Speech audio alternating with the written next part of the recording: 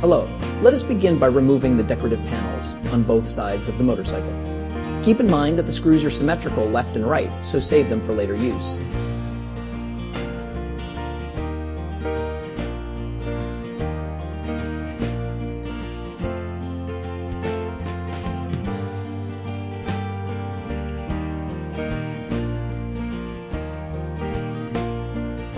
Next, remove the screws that secure the original fairing. You do not need to take the fairing off completely.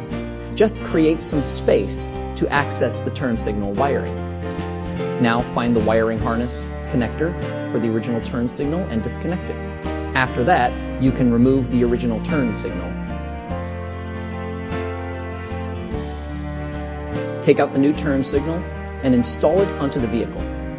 Then, connect the wiring harness.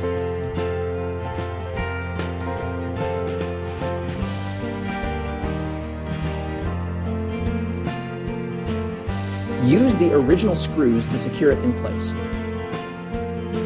Finally, reinstall the original fairing in both side decorative panels